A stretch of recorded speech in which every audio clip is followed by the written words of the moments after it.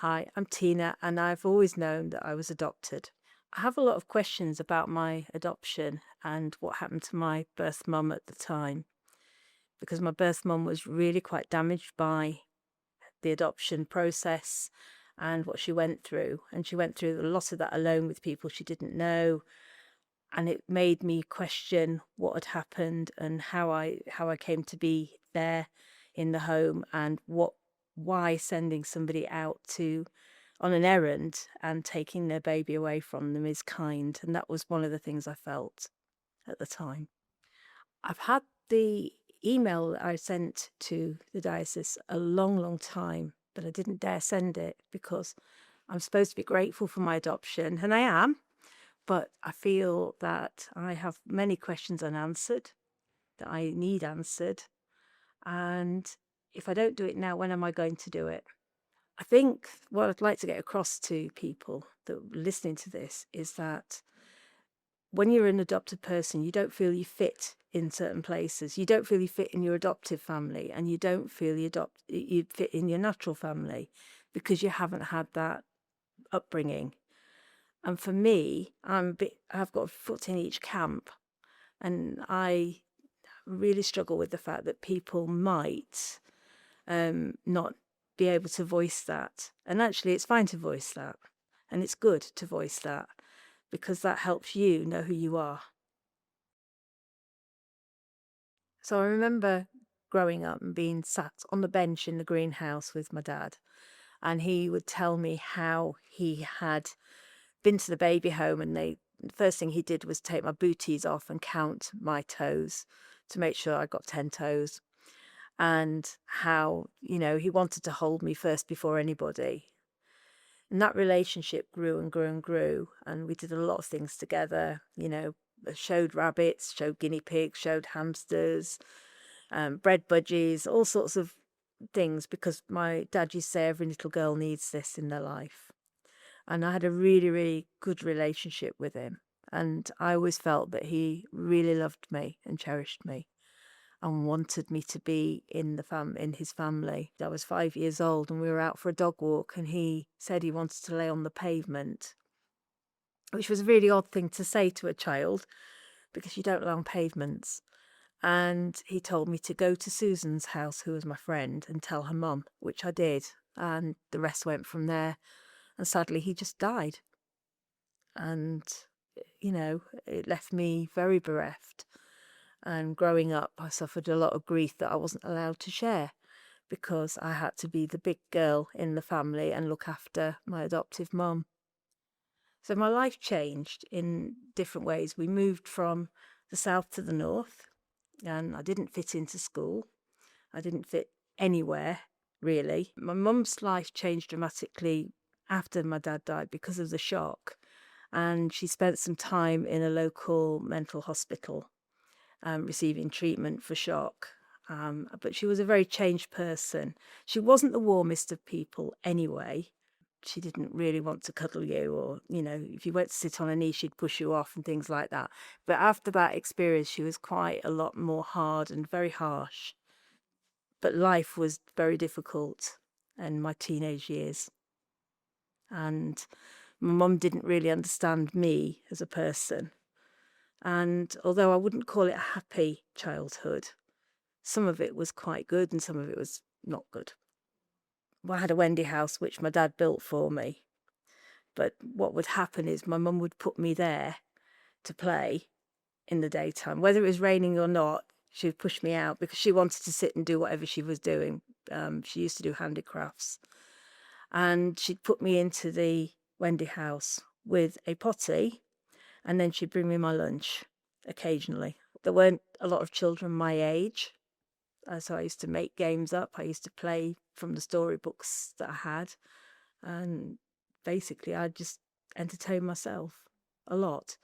There were things that my adoptive mum didn't tell me. For instance, she gave me a false name for my birth mum, and I believed that was her name for years and years and years. And actually, that was not her name at all. And I went through a phase when I was probably about 14, 15, where I actually was really worried for her. I worried that how was she without me? You know, did she think about me on my birthday? What her life was like? And I wondered if she was as unhappy as I was at one point. And I just actually wanted to ask them to send me back. When I was 24, my adoptive mother passed away, and I'd been very much key part of her care and all the things that go with it. And I was given her box of paperwork to go through, and I found all sorts of very interesting things out. But one of the things I found was the court paper that had given me away to them. And so it started me questioning. I'd already been questioning a bit at that point, but I'd already decided it wasn't the right thing to do. And maybe she had a life, maybe she had a husband, maybe she had other children that wouldn't know about me. However, I was very curious. So I looked up my birth name in the telecom book, and I found there was only 2 spellings of my surname in that specific way. And I rang them, both of them, but the first people didn't answer, the second people did. And the lady on the end of the phone said, "Are you such and such person? Are you the one we had adopted," sort of thing? And was quite joyful, actually, at the fact that she was speaking to me. And so then I went and met them, and we had a great reunion down south. I met my birth mum. We're friends, but again, we're not close because she wasn't able to be a mum. She was very messed up. She was 15 when she had me, and I think that's really very, very young, and no emotional care was taken of her. When I was talking to her about the home, she was saying that it was quite shocking because although she had chores to do in her own home, these were regimented. They had times to do things and times to be in bed and times for feeding a baby and times for changing a baby, times for bathing a baby and various other things like that. And I think there wasn't time for her to sit and think about it then. But I think as she grew older, she realised what she'd missed. And I suspect that sort of formed who she was. She was quite hard at times, and she also didn't really want to communicate any more about her story than she had told us, basically. And that was, she felt that she was pressured into that home. She felt she was pressured into things that she wouldn't have normally been pressured into, and that she had to make that decision, and I had to be adopted. My mum told me that when they came to take me, that she'd been sent out on an errand to a local shop, and when she came back, I'd just gone, and that was it. For her, that was very, very painful, because for that child, you actually know that child's cry, that smell. The same for the child as well. You know your mum, you know who your mum is. And for her, that was shocking. There was no explanation about what was going to happen. She kind of expected to be in the home a bit longer, and then suddenly I'd gone. I believe my great grandmother said you can't have an illegitimate child in the house, and that it would ruin her marriage chances and various other things.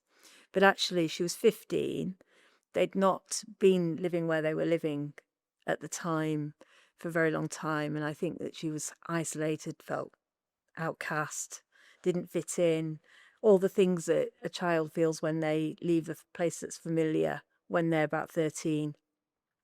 And I suspect that my birth father, flattered her and took her out and bought her alcohol and all the things that you want at that age. But for me, it's ruined her life. It ruined who she is and who she was.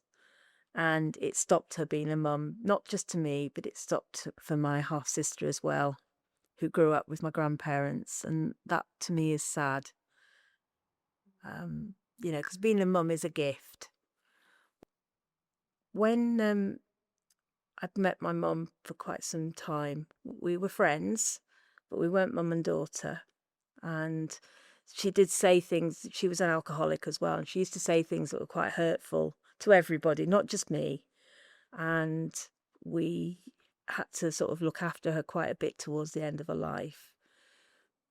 But in fact, it didn't fall on me solely to do any care for her in that sense.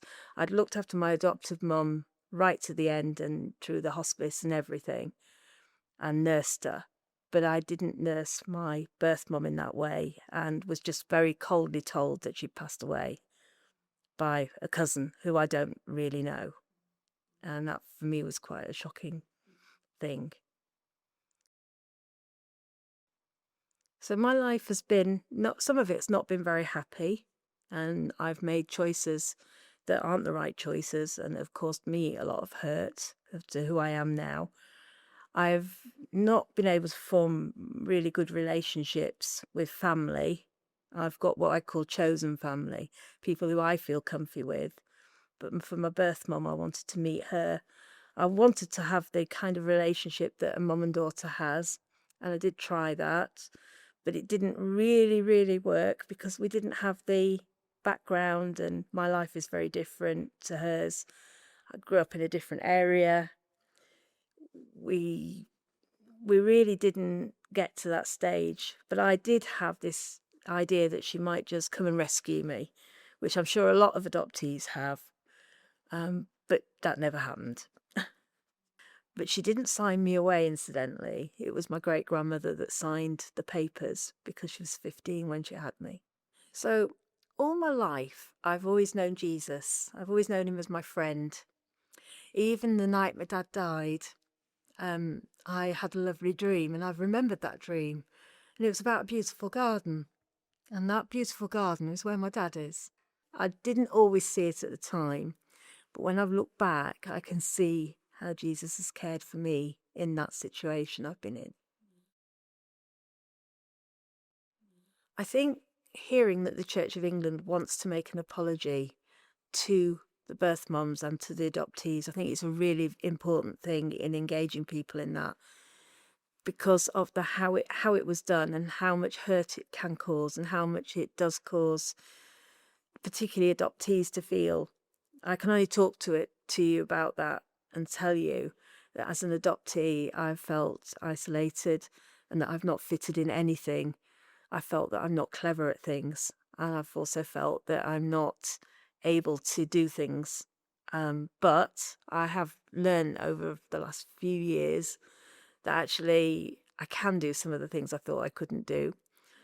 So I do think that the apology is going to have a big effect on people, and it will bring healing and it will bring release of things that people have felt for years.